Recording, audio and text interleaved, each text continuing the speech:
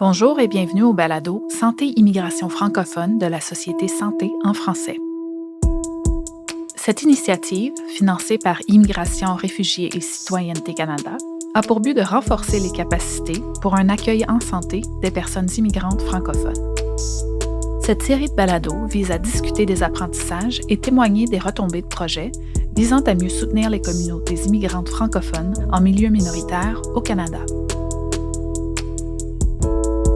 Cet épisode cible des projets en lien avec l'offre de formation et la production d'outils dans le domaine de la santé, destinés à appuyer les professionnels de l'établissement.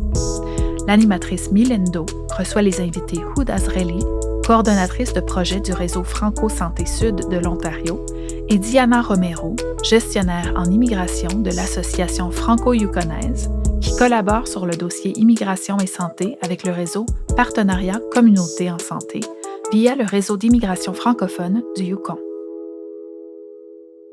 Bonjour Diana et Houda, je suis bien heureuse de vous accueillir aujourd'hui.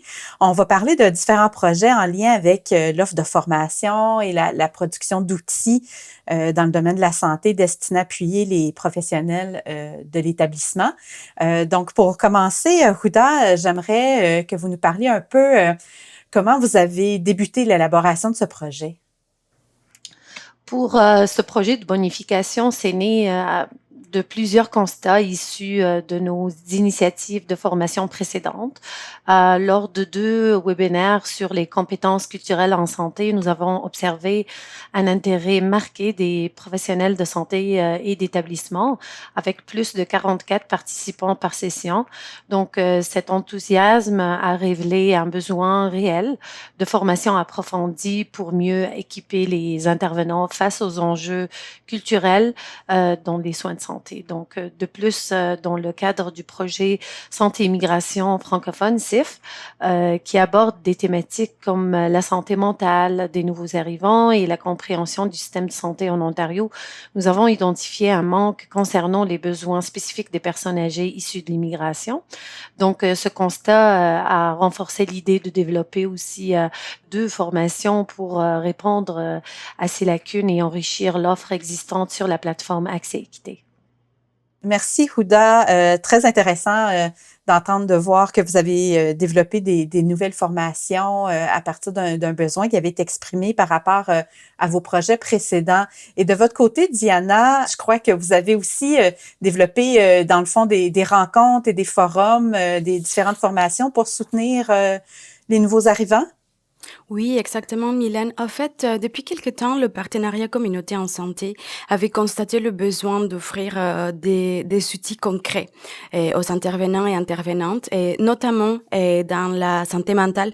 Et on a identifié quelques lacunes parce que il y a des thématiques telles que les deuils et les traumas migratoires qui n'ont pas été assez abordés. Et on parle beaucoup d'immigration économique ici dans le territoire du Yukon. La réalité, c'est que les personnes immigrantes viennent beaucoup du volet économique, mais on fait pas attention à ces deuils et ces traumas vécus, même si c'est pas une migration humanitaire ou si les personnes qui arrivent n'ont pas nécessairement le statut de réfugiés ou de demandeurs d'asile, mais il y a quand même une deuil et un trauma. Et la santé mentale devient très importante et être outillée pour répondre à ces besoins, en fait. En même temps, étant une région éloignée, nous faisons face au défi de proposer des formations en présentiel. On a beaucoup de formations et on a beaucoup de ressources, mais de façon virtuelle. Donc, ces projets et cette bonification nous a permis d'offrir des formations et des ateliers de façon présentielle, ce qui a enrichi et motivé encore plus les intervenants et intervenantes qui recevaient ces formations. Oui, puis merci beaucoup, Diana, d'avoir partagé ça parce qu'effectivement, au Yukon, tous les aspects de santé mentale, j'imagine aussi en hiver, sont des enjeux importants. Puis ça rajoute à l'adaptation que les nouveaux arrivants doivent faire. Donc, concrètement, qu'est-ce que vous avez mis en place pour mieux soutenir les nouveaux arrivants?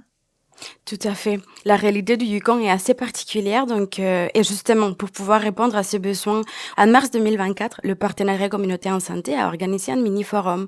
On a présenté une conférence qui s'appelait Soutenir les familles et individus face au trauma et deuil migratoire. On a aussi offert un atelier sur la communication non violente qui était intitulé S'outiller pour aborder les sujets difficiles. Et finalement, on a offert aussi un atelier qui présentait l'approche du journal créatif comme pratique d'auto-soin. On voulait offrir des connaissances aux intervenants et intervenantes pour qu'ils puissent les partager à sa clientèle et donner un outil concret justement comme, OK, on a parlé du deuil, on a parlé de santé mentale, mais qu'est-ce qu'on fait avec ça? Donc, le journal, c'était un exemple de quoi faire pour prendre soin de nous, pour le bien-être mental. Donc, ça, c'était les trois thématiques du mini-forum. Et aussi, on a offert une formation de premiers soins en santé mentale. Pour la première fois, c'était offert de façon présentielle au Yukon parce que le PCS offrait déjà cette formation de façon virtuelle. Mais c'était très intéressant d'avoir comme tous les intervenants et intervenantes réunis pour parler santé mentale, pour être outillés. Mais en même temps, ça nous a permis aussi de faire des rencontres comme justement quand on est face à face, on peut partager nos défis et on peut développer des partenariats. Ça a été une des retombées qu'on n'attendait pas, en fait, parce que l'idée de la formation, c'était juste vraiment d'outiller les intervenants et intervenantes. Mais finalement, on a eu une belle surprise et des partenariats sont nés à partir de cette formation qui a été offerte en présentiel. Ouais, c'est merveilleux. Puis de voir que justement, le fait de se retrouver, surtout après la pandémie aussi, je pense que les gens ont grandement besoin d'avoir ces échanges-là entre humains, puis de partager aussi leur réalité, puis aussi de faire ce lien-là avec la formation justement de la Commission de la santé mentale du Canada, puis de pouvoir vous approprier ce contenu-là, et de permettre aussi d'avoir une certification en lien avec les premiers soins en santé mentale. Je trouve ça vraiment intéressant, ce que vous avez mis en place. Et Huda, également, vous avez développé deux nouvelles formations qui ont été reconnues par un organisme assez important quand même au Canada. Oui, exactement. Donc, de notre côté, on a ajouté 2 nouvelles formations accréditées par le Collège canadien des leaders en santé.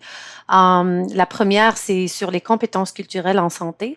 Cette formation est un complément au module existant dans la formation Offre active et propose des contenus plus détaillés pour approfondir la compréhension des enjeux culturels dans la prestation des soins. La deuxième formation, c'est sensibilisation aux besoins spécifiques des personnes âgées issues de l'immigration, comme que j'ai dit tantôt.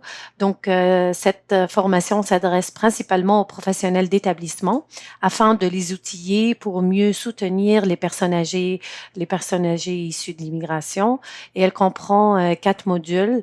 Je peux donner une idée sur les 4 modules. On a connaissance des défis et besoins des personnes âgées issues de l'immigration toujours, gamme de services en santé pour ces personnes âgées, outils de communication interculturelle et développement des compétences en soins adaptés à la diversité. Ces 2 formations sont disponibles en anglais et en français gratuitement et lancées sur la plateforme Accès Équité. Merci. Puis je trouve ça vraiment intéressant de voir que, dans le fond, vos 2 projets vraiment ont ciblé des enjeux, populations qui sont importantes, entre autres la santé mentale et les personnes âgées. Je trouve que parfois, on oublie l'importance de la santé mentale et on sous-estime aussi notre population âgée qui a des besoins quand même particuliers, entre autres en lien issus de l'immigration. Donc, c'est une très grande adaptation en arrivant ici au Canada. Donc, Huda, au niveau des retombées, ce que vous voyez au niveau des formations que vous avez mis en place, pouvez-vous nous en parler un peu plus? Oui, certainement. Donc, les impacts attendus de ces 2 formations, c'est une meilleure prise en compte des enjeux culturels dans les soins de santé, permettant une amélioration des pratiques professionnelles, aussi un appui renforcé pour les personnes âgées immigrantes, souvent confrontées, comme on a dit, à des défis spécifiques liés à l'accès des soins de santé et à la communication interculturelle, une valorisation de la plateforme Accès Équité, évidemment, comme ressource incontournable pour les formations bilingues et accréditées, accessibles à un large éventail de professionnels et dernièrement, sans oublier une sensibilisation accrue aux besoins diversifiés des populations immigrantes, contribuant à des soins plus inclusifs et équitables. Donc, toutes ces initiatives inscrivent dans notre engagement à répondre aux besoins identifiés sur le terrain et à offrir des outils concrets pour améliorer l'accès et la qualité des services de santé en français.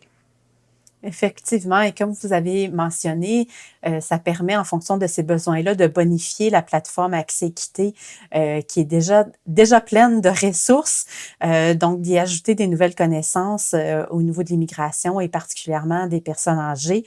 Je pense que c'est vraiment un plus pour cette plateforme-là et pour tous les professionnels de la santé qui peuvent avoir accès, dans le fond, à toutes les formations qui sont déjà en ligne. Puis, Diana, comme vous l'avez déjà mentionné, je pense que les liens qui ont été tissés, des collaborations qui sont nées de vos projets aussi ont été des belles retombées de vos forums et de la formation en santé mentale. Oui, exactement. En fait, nous aussi, tout comme Huda, le premier objectif qu'on avait, c'était de démystifier les sujets complexes comme la santé mentale. Comme je disais tout à l'heure, le deuil, le trauma migratoire et tout ce qui est lié au bien-être mental. On avait déjà des conversations, mais de l'avoir en personne, c'était une des objectifs et des retombées qu'on attendait avec ces projets. On voulait aussi offrir des outils concrets aux intervenants. Donc, ils sont partis avec une certification en premier soin en santé mentale, et l'approche du journal créatif, c'est-à-dire des propositions et des pistes de solutions pour qu'ils puissent aussi partager avec leurs collègues et leur clientèle.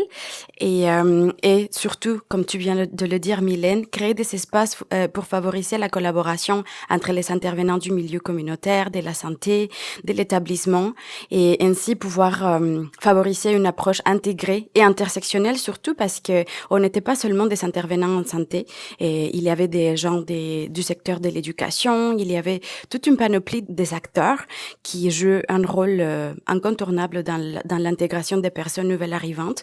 Donc, offrir des espaces pour favoriser la collaboration, c'était très important et c'était une belle réussite. Merci beaucoup à vous deux d'avoir pris ce temps de partage, puis de voir qu'il y a des choses qui se font à tous les coins du pays, toutes les parties du Canada, donc du Yukon en Ontario. Je vous remercie encore d'avoir pris ce moment-là. Puis, je suis certaine que vos projets seront encore très d'actualité dans les prochaines années. Merci beaucoup. Merci Mylène. Merci Mylène, merci Huda.